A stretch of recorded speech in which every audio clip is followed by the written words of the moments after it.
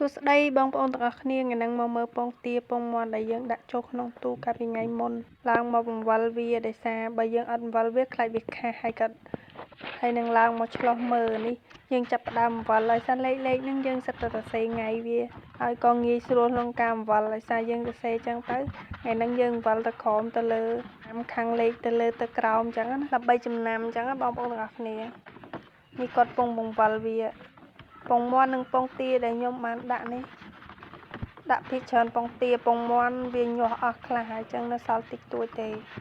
ពងបានប្រហែលសបុកទៀតហើយនឹកឃើញថាចាំតិចទៀតនឹងយកដាក់ចូលទូទៀតអញ្ចឹងចាំមើលពេលដាក់ចូលទូចាំថតឲ្យបងប្អូនទាំងអស់គ្នាមើលម្ដងទៀតនេះគាត់បង្វិលចិត្តហើយពងមាន់វាទូចជាងពងទារាងធំសហ្នឹងពងទាក៏រាងក្រហមហ្នឹងរាងពងមាន់និងពងទារបស់ខ្ញុំវាអត់ទៅពងដំណើរគ្នាហ្មងណាដល់ពេលអញ្ចឹងយើងដាក់ចូលទូវាអត់ញាស់ស្មើគ្នាទេវាមុនវាក្រោយអញ្ចឹងណាបងប្អូនទាំងអស់គ្នានេះប្តីខ្ញុំគាត់ឆ្លោះមើលអាណាដែលកកអាណាដែលអត់កកអញ្ចឹងណាមានអាខ្លះវាខាស់ហើយយើងមើលទៅវាមានឃើញងាប់មើលឃើញខាស់អីយើងដកវាចេញហ្មងសំណុកតលាយទូទៅយើងដាក់អាថ្មីមកទៀតអញ្ចឹងណាទូខ្ញុំនៅរៀងតលាយដែរទេតែថាចាំបានច្រើនតិចចាំយកដាក់អញ្ចឹងណានេះយើងឆ្លោះមើលឃើញសរសៃឃើញខ្មៅហ្នឹងវាមានចលនាកម្រើកនេះបងប្អូនមើលទាំងអស់គ្នានេះឃើញកម្រើកវើកហ្នឹងមានន័យថាវាមានកូនហើយវារាងធំហើយយើងដាក់រាងយូរដែរអញ្ចឹងវាធំហើយ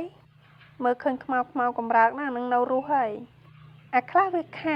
ស់តែម្ដងខ្លះមានកូនដែរប៉ុន្តែវាអត់កម្រើកទេអត់កម្រើកហ្នឹងមានន័យថាវាងាប់ហើយកូនងាប់កូននៅក្នុងពងនឹងតែម្ដងយើងចាប់ឆ្លោះមើលម្ដង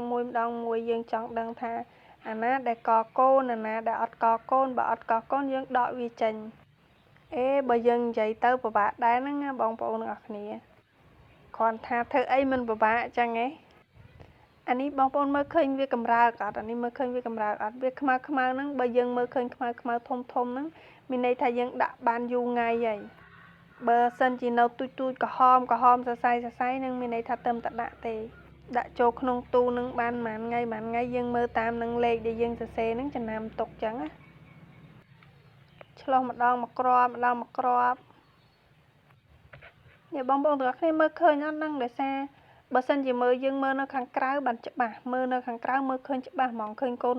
មាន់កូនទានៅក្នុងនឹងវាកម្រើកតែម្ដងអានេះឃើញខ្មៅពេញអញ្ចឹងមានន័យថាកូនវាធំហើយបើសិនជានៅសរសៃក្រហមហើយអត់ទាន់មានខ្មៅហ្នឹងមានន័យថាយើងទៅតែដាក់ទេវាទៅតែកកូនទូចអញ្ចឹងអានេះមើលទៅឃើញកូនវាធំហើយចង់ពេញហើយឃើញខ្មៅមកជាហៀងហ្នឹងអាហ្នឹងវានៅកម្រើកអញ្ចឹងអាហ្នឹងមានន័យថាមានកូនវានៅរស់អាខ្លះទៅខ្មៅប៉ុន្តែអត់មានកូនទេមើលឃើញខ្មៅប៉ុន្តែវាអត់កម្រើកហ្នឹងបានន័យថាងាប់ហើយវាងាប់ក្នុងពងហ្នឹងតែម្ដងអានេះយើងទៅតែដាក់ទេនេះទៅតែដាក់អញ្ចឹងមើលឃើញក្រហមអត់មានខ្មៅទេតែមានក្រហមម្ដុំហើយនឹងខ្មៅម្ដុំទូចអាហ្នឹងមានន័យថាវាទៅកកូនបានតិចអញ្ចឹងនោះបងប្អូនអរគ្នាមើលឃើញអត់មើលឃើញសរសៃក្រហមហ្នឹងវាទៅកកូនបានទូចទេដាក់ឆ្លោះម្ដងមកគ្រាប់អញ្ចឹងទៅនេះអានេះយើងដាក់ក្រោយគេអញ្ចឹងពងទូចមើលឃើញក៏ខ្មៅទូចម្ដុំហ្នឹងតែវាកម្រើកវិលទៅវិលមក